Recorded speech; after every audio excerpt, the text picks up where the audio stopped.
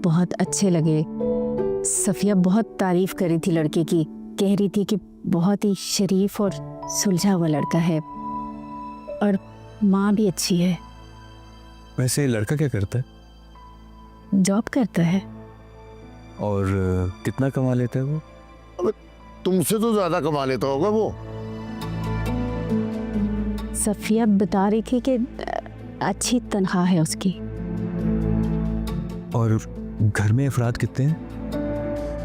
एक बहन है और उसकी भी शादी हो चुकी है। तुम इतने सवाल क्यों कर रहे हो? मैंने तो सिर्फ इसलिए पूछा कि फैमिली बड़ी है या छोटी। बड़ी फैमिली होगी तो क्या हम इनकार कर देंगे?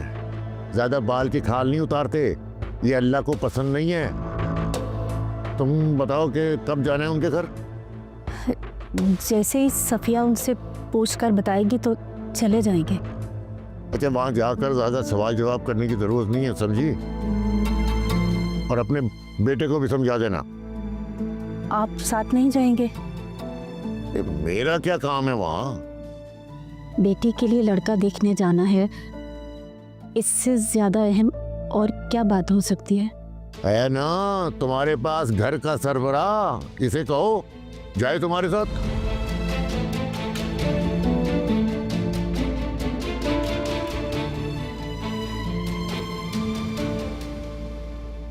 अम्मी आप फिक्र मत करें, अगर अब्बू नहीं जाना चाहते तो मत जाएं, मैं हूं ना। अल्लाह मेरी बेटी के नसीब अच्छे करे। अच्छा बाप तो उसको नसीब नहीं हुआ। अल्लाह करे शौहर उसकी कदर करे। वैसे अम्मी एक बात बताएं, आप इस रिश्ते से मुतमिन तो है ना? जिस तरह से सफिया ने बताया है ऐसे तो हूँ, क्योंकि छोटी सी फैमिली है, लड़का पढ़ा लिखा है, अच्छी नौकरी करता है और सबसे ज़्यादा अच्छी बात यह है कि उनका घर हमारे घर से ज़्यादा दूर नहीं है। यानी कि आप चाहती हैं कि शादी के बाद अंबर रोज ही आपसे मिलने आ जाया करे? मुझे तो बस इस बात की तसल्ली रहेगी कि मेरी बेटी मुझसे ज़्यादा दूर नहीं है। अच्छा बेटा, तुम ना उनके मोहल्ले में जाके थोड़ी पूछताछ करना कि लोग कैसे हैं, लड़का कैसा है, उसके बारे में जो भी पता चल सके। आप बिल्कुल फिक्र मत करें, मैं सब पता लगवा लूंगा। अंबर अब्बू के लिए बोझ होगी, मेरे लिए नहीं। मैं किसी ऐरे गैरे से तो अंबर की शादी नहीं होने दूंगा। जीते रहो बेटा।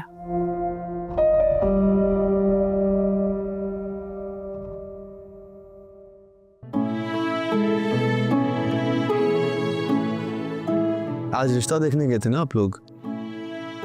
नहीं भाई, आपसे ज्यादा तो इसे जल्दी है। अरे मैं एक सरसरी सी बात कर रहा हूँ, क्या हो गया? टेबल पे बैठे कोई बातचीत तो होगी ना?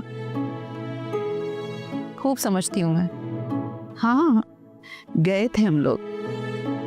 लड़की तो मुझे पसंद आई, लेकिन फरखंदा के नाक पे नहीं चढ़ी। फरगंदा तुम्हारी नाक पे क्यों नहीं चढ़ रही लड़की? भाई लड़की कॉलेज जाती है, पता नहीं कितने नखरे होंगे, क्या करती होगी वो। तो फिर इसमें क्या हर्ज है? क्या मतलब?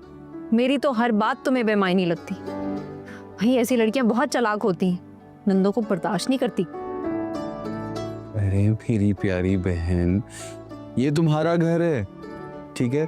और बेशक जो मर्जी बहू आ जाए, इसे बताएं कि इससे पहले तो उसका हक नहीं ना होगा। खामखा तुम टेंशन ले रही हो। ऐसे सादे लोग हैं, अच्छे लोग हैं, घर बार भी उनका अच्छा है। अब वो आकर तुम्हें पसंद कर जाएं तो कोई आगे बात पड़ेगी। वो तो फौरन पसंद कर जाएंगे। इतना बड़ा घर है हमारा, इतना प्यारा भाई है मेरा, काम करता है, तो रिश्ते से इनकार क्यों करेंगे? अरे इतनी जल्दी तो रिश्ते नहीं होते ना। अभी वो लोग आएंगे, देखेंगे, फिर वो कोई पसंद करेंगे तो बताएंगे। नहीं लेकिन वो मेरा मतलब कि इस बारे में बात की होगी शायद उन्होंने, कोई बात हुई? तुम्हें किस बात की जल्दी है? अरे मुझे जल्दी नहीं है, मैं वैसे एक ससरी बात करूं। आप लोग भी ना पता नहीं क्या। जूस कितना अच्छा है, तुमने बनाया ना, जबरदस्त। मैं ये कमरे में फिनिश करके आया, ठीक है? अल्लाह हाफिज। अल्लाह हाफिज। अल्लाह हाफिज। देखा कितनी जल्दी है इसको। देख रही हूँ मैं भी।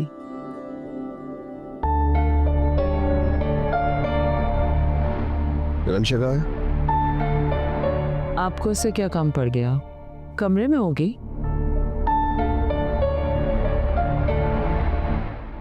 घर में इतना कुछ होता रहा, क्यों छुपाया तुमने मुझसे?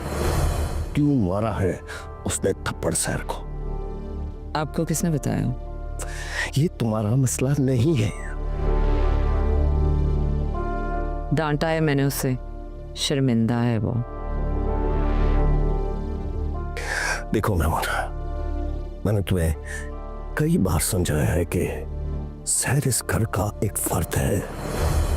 वो यतीम हुई है, लावारिस नहीं। जैसे मेरे लिए रमशा है वैसे ही सहर भी है। ख्याल रखा करो उसकी जरूरतों का, उसकी चीजों का। हर जरूरत का ख्याल रखती हूँ मैं उसका, लेकिन उसका अपना दिमाग साथ में आसमान पर रहता है।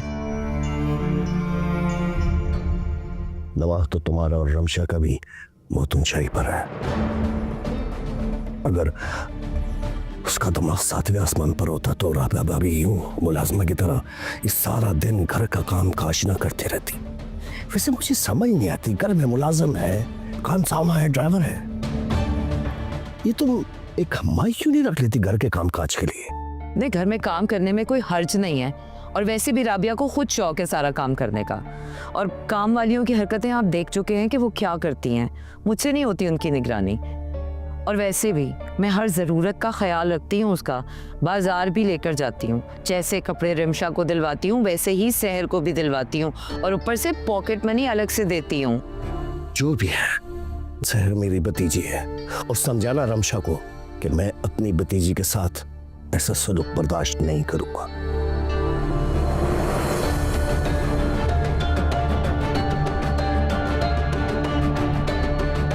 तुम्हें थप्पड़ मार दिया और तुमने कुछ भी नहीं किया।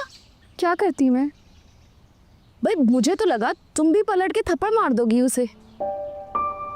हिम्मत नहीं हुई मेरी। सर, मुझे तो तुम हिम्मत से काम लेने का कहती रहती हो। सही कह रही हो। असल में हमारी गुर्बत हमारी हिम्मत खा गई। ठीक कह रही हो तुम वैसे। पर तुम देखना, जब मेरी शादी जुबैर से हो जाएगी फिर किसी की जरूरत नहीं होगी कि कोई मेरे सामने कुछ बोल सके। वैसे जुबैर भाई कब आ रहे हैं? कुछ पता नहीं। अम्मी कह रही थी कि जब मेरी तालीम मुकम्मल हो जाएगी तब वो फूफो से बात करेंगी।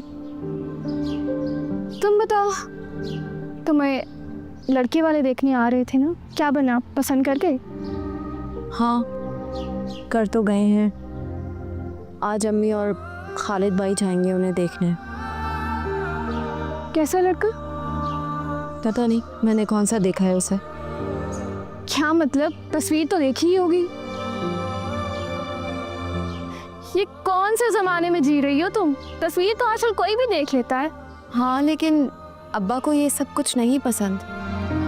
तुम्हारे अब्बा भी ना, क्या कहूँ मैं उनके बारे में। कुछ ना ही कहो तो बेहतर है।